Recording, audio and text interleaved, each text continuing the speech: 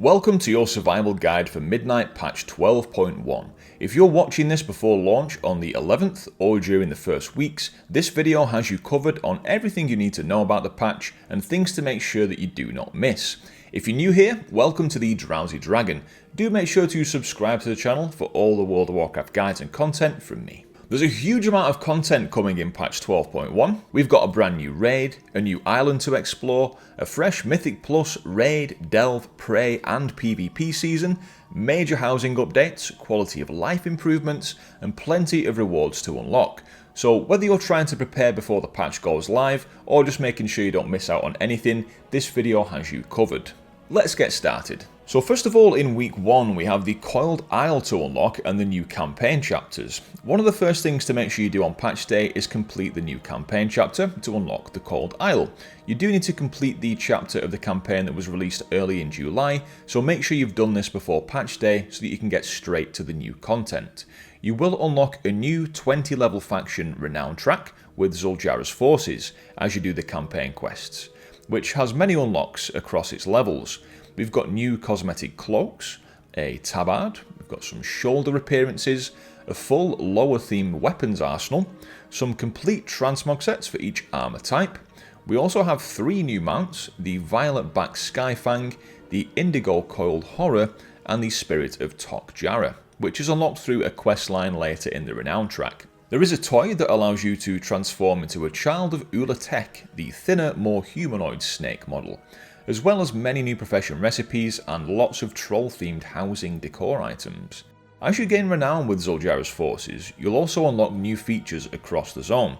So what can you actually do on the Coiled Isle? The first thing to note is that the island is split into 2 separate subzones. You've got the top, the overworld, and then you have the vaults of Ula'tek underneath. You can toggle between these on the map by clicking at the bottom right corner. Let's first take a look at the overworld. There are some weekly quests to pick up in the town Tokka's Landing, as well as 11 side quest chains across the zone. There are rare mobs to kill that have a chance to drop 2 mounts, the Ruby Writhe and the Topaz Skyfang mounts, and there is an achievement for killing all of them as well. There's also treasures and lore items to find across the zone, and collecting all of the lore items will earn you the achievement Student of History, granting you the cursed badge of the Soul Coilers toy. This lets you turn into one of these big snack bad boys. I do have a guide for this coming up, so stay tuned for that. The different activity you can do on this island is the Curse Surges, so they function similarly to the Void Assaults in that they are always active and they rotate around the island. As you complete these, you eventually face a boss, and then the surge is considered dealt with. Then it will rotate to a new area. Do make sure to get the weekly quest for these, as it requires you to complete 3 Curse Surges.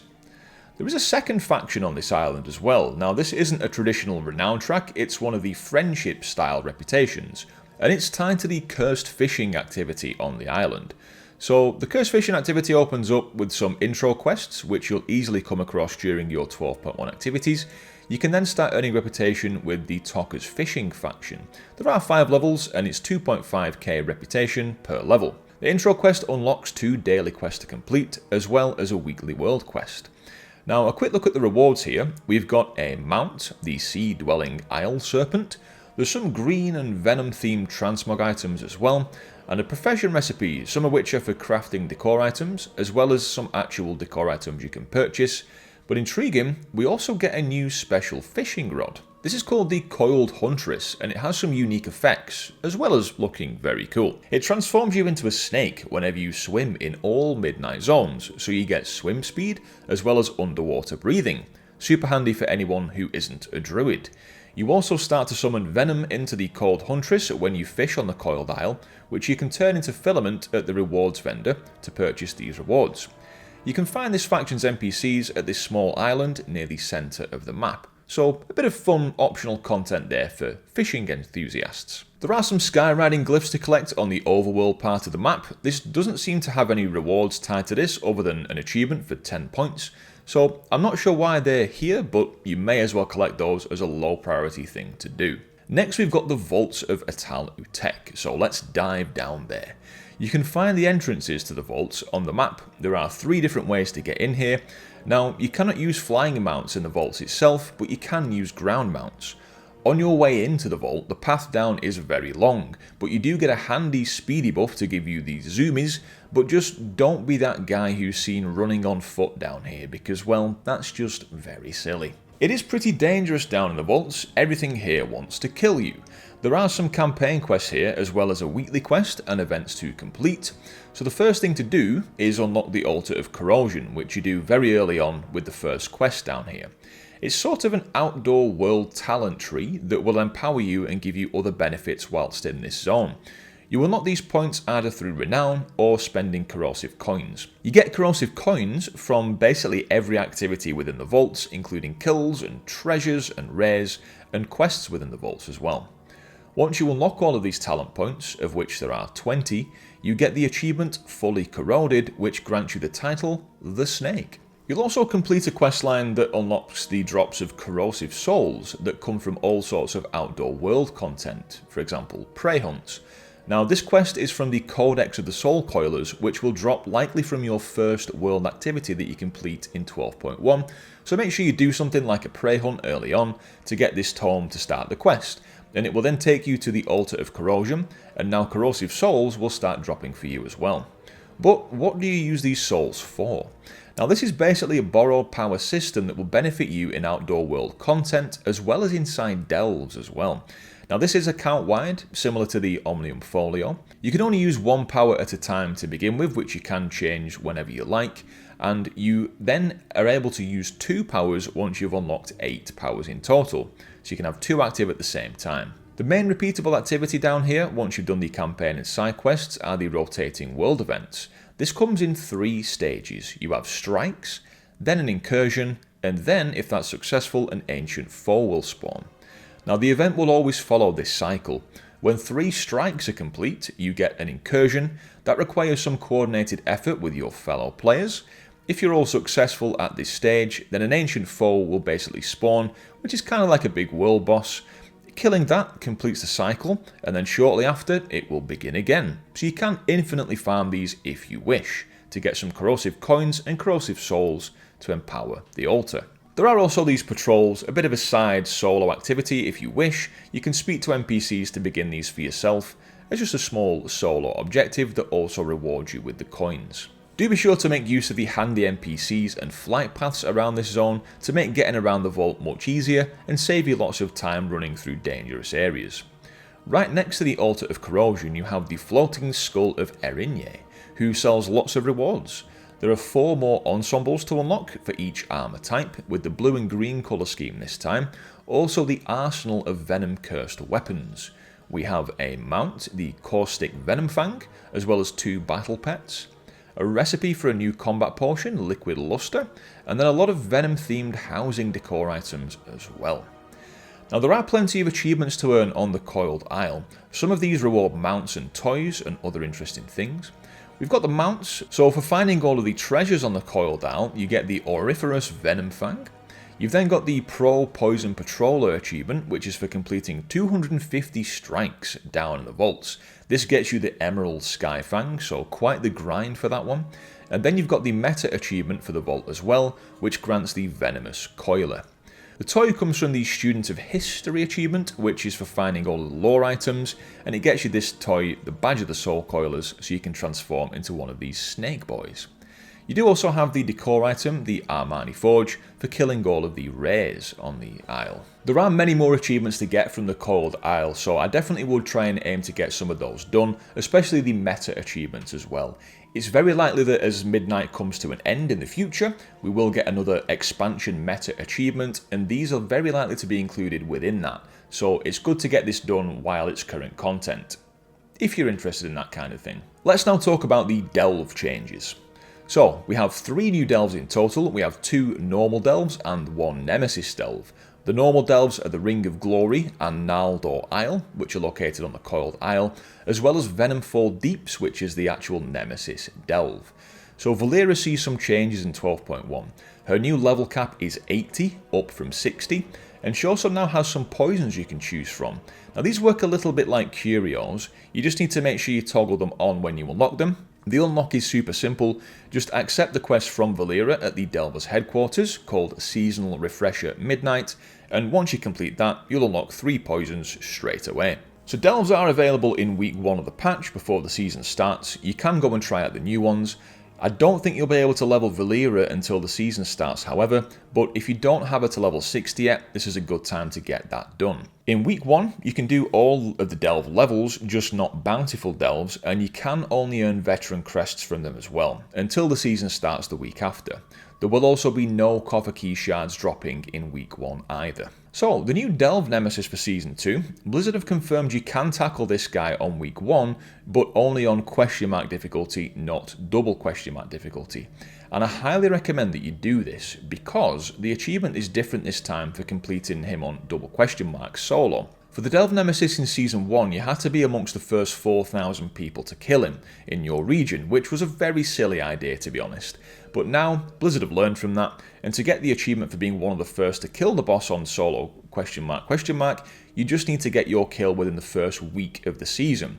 So I definitely recommend getting in and practicing this guy on the lower difficulty so you can master the mechanics and get ready to kill him in hard mode when Season 2 begins.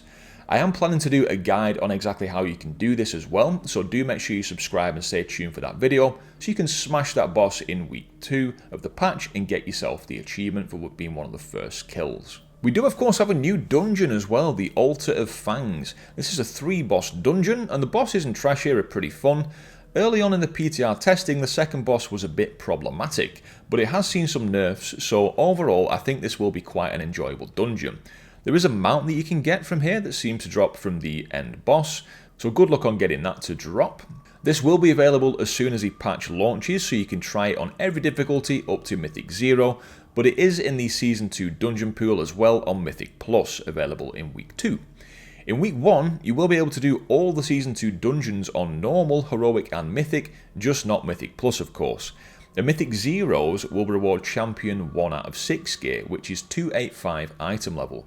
They are on a weekly lockout for this week only, so you could do one world tour if you wish of each of the Season 2 dungeons, for some reasonable gear if you need it. So here are the Season 2 dungeons for Mythic Plus. We've got the brand new one, the Altar of Fangs, as well as some of the other Midnight dungeons, and some returning dungeons from the past. Now, people were mostly concerned about the Temple of Sethralis, King's Rest, and of course Ruby Life Pools, as historically these have been some pretty challenging and long dungeons to tackle on Mythic Plus.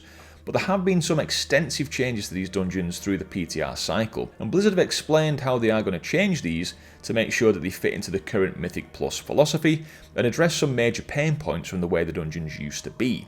You can see the full article here, and I will link this in the description if you'd like to dig into exactly what's changing, but overall it's about things like reducing mob density and spellcaster amounts to make packs easier, reducing downtime in the dungeons, especially with RP sequences, and in some cases completely changing boss abilities, like the last boss of King's Rest, having a completely new set of abilities to make him more like a modern WoW boss. Enemies in Mythic Plus dungeons do now have more health, slightly, to put more emphasis on the DPS to get the key completed in time.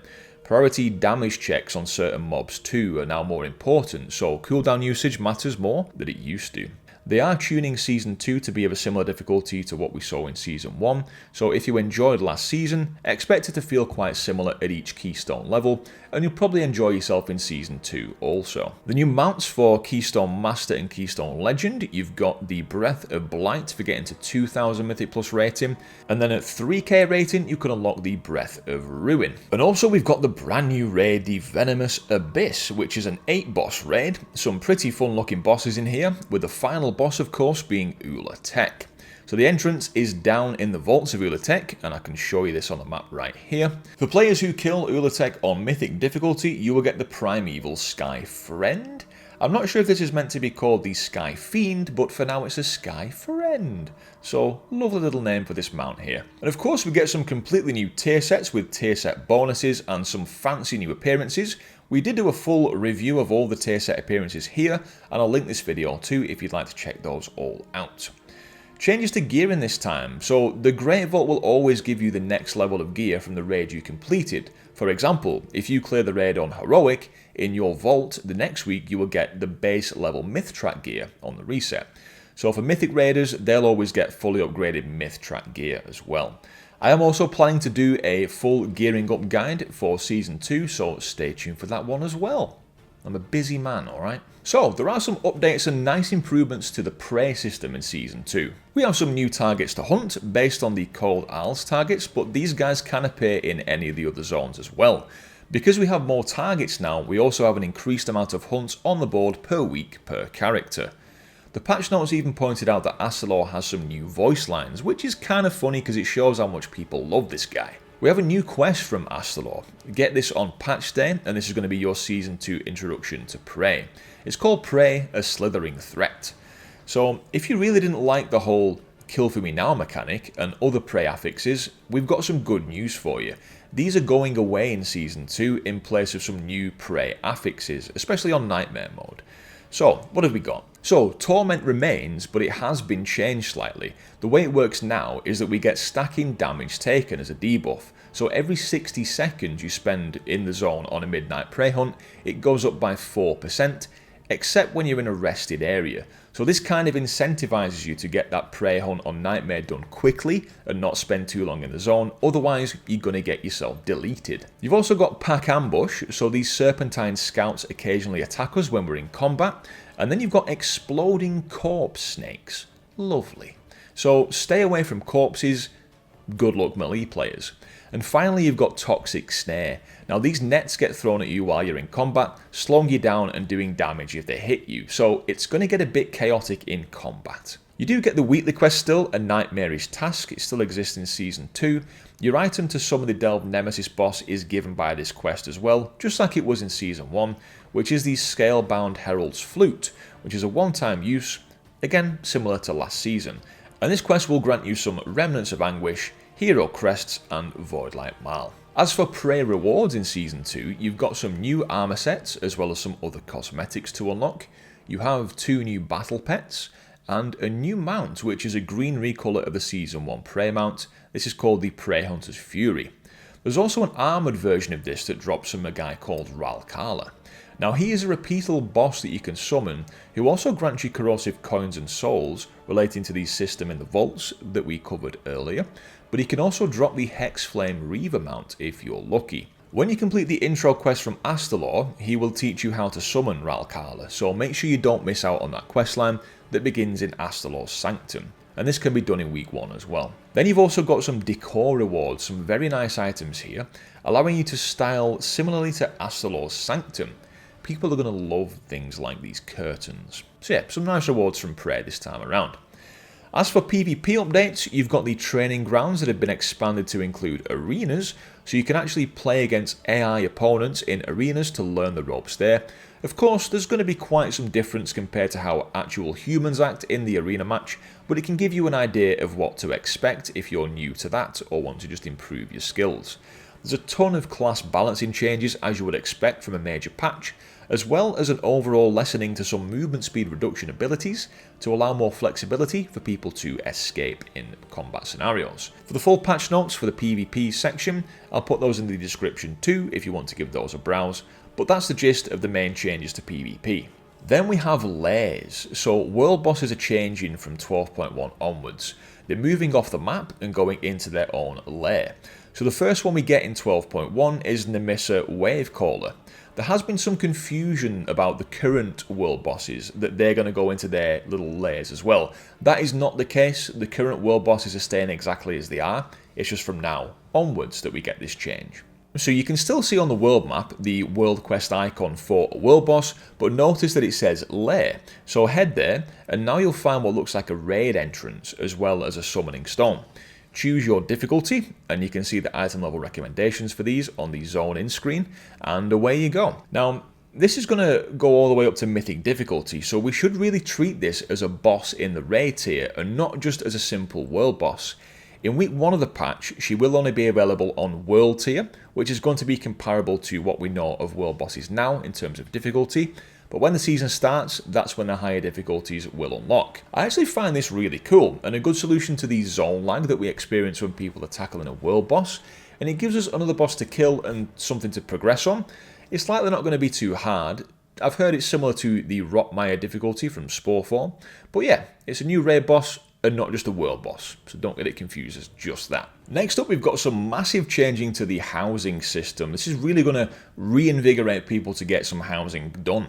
Now, we've got the import and export feature, which is massive. People have wanted this from the beginning of player housing when it first came to the game, but it is going to allow you to save your build and export it and share it with your friends and import builds from other people as well. Now, it means you can save your house and scrap it and start making a new project and not lose all the hard work that you previously put in. This is huge. Now, we get 50 slots for houses that we can save as blueprints, and you also get some auto saves, so you can import someone's house, have a little play around with it, and if you don't like it, you can just scrap it, and it's not going to take up one of your 50 slots. Some things to note: when you make a blueprint, you can choose whether you just have one particular room, the entire interior, or the whole interior and exterior of your house. However, you cannot share between the factions' neighbourhoods, so a Horde player cannot share their exterior with an Alliance player. You can share these cross-region as well, just except not with the Chinese servers. I honestly think we're going to see a resurgence in the amount of players engaging with player housing now, just thanks to this feature alone. But we also have some other really nice changes too. Pet beds are coming to housing as well. Now, the limit has been increased on the PTR recently. You can now have 100 pets inside your house. The way this works, it's very simple. You simply buy your pet bed from the vendor in your neighborhood and then just go and add it to your house as a normal decor item. Choose where to place it. You can scale it and rotate it just as you can normally, and then you can assign a pet to it. So inside your house, you can have your pet set to roaming or stationary. Outside, you have a smaller limit. It's 25 pets max outside currently, but they can only be stationary. They can't be walking around. So yeah, indoors, just have your pets roaming all over the place if you wish. Very nice addition indeed, and hopefully a bit of foreshadowing for us getting mounts and hunter pets added to housing as well in the future. Fingers crossed. Then we've got the new house levels, so the housing level cap is going up to level 12. At level 10 we can unlock some decor items each week from the last architect. He'll basically give us a quest to give us an Arcano storage sphere, which will contain a random piece of decor from his curated selection. At level 11, our room placement budget goes up to 124, and the decor limit internally is 5,545, so a huge increase to that limit there.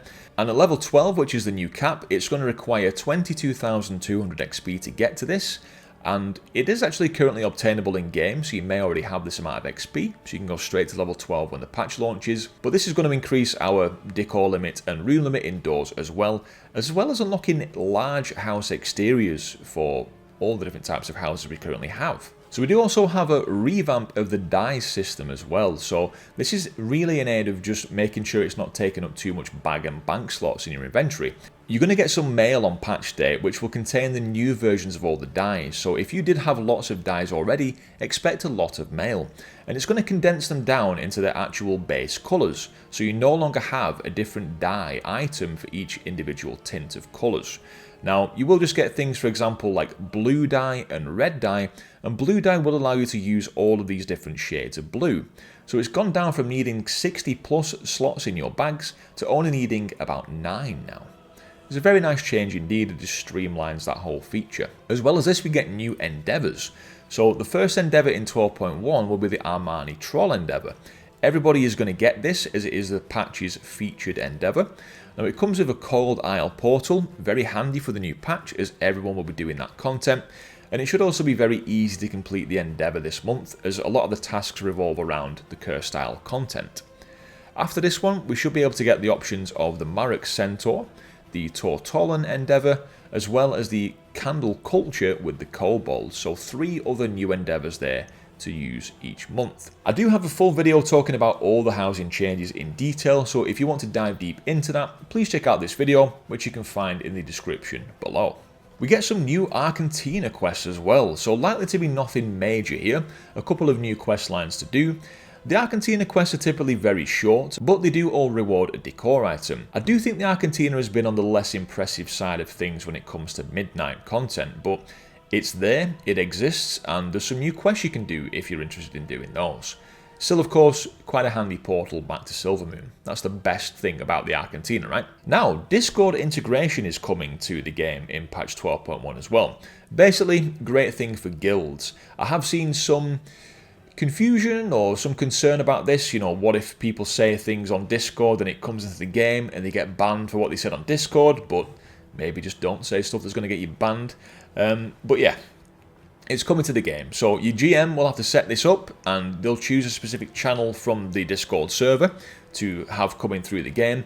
I am curious how it's going to work with things like emojis and GIFs and things like that, especially links and things, how they'll come through into the game. I wasn't able to test this on PTR, of course, because of not having a guild on the PTR. But yeah, intrigued to see how this works, and I hope it goes well. The last integration we had with Pinterest didn't go very well, did it? People were getting their accounts banned, so that was a bit of a messy integration. I really hope the Discord one is handled better than this. And the final thing to mention are the UI updates and changes. So a lot of quality of life improvements are coming to the UI in 12.1. Again, full patch notes in the description so you can check all these out, as there's quite a lot, but here are some of the highlights. So the auto loot setting is now going to be account wide. No need to toggle this on or off on every one of your ults. You have some more movement functionality in certain elements of edit mode, so the loss of control display can now be moved, and you can also move the raid warnings. There's some big changes to what you can track in the cooldown manager as well. So you can now track things like racial ability cooldowns and durations. You can track potions and trinkets, something that's been asked for since the changes came into this. And you've also got some more options for healers when it comes to buff tracking and alerts. They've also added the player and cursor coordinates to the in-game map, which is nice, as well as a back button on the achievements panel, which is super handy and saves you having to download an add-on to do this. Kind of wild that this is only just been added to the game right now, because that add-on's been around for years, but there we go. Better late than never. So, that was a lot of things to cover, and I have kept it nice and concise in some areas for you there, so I don't talk to you for 16 hours.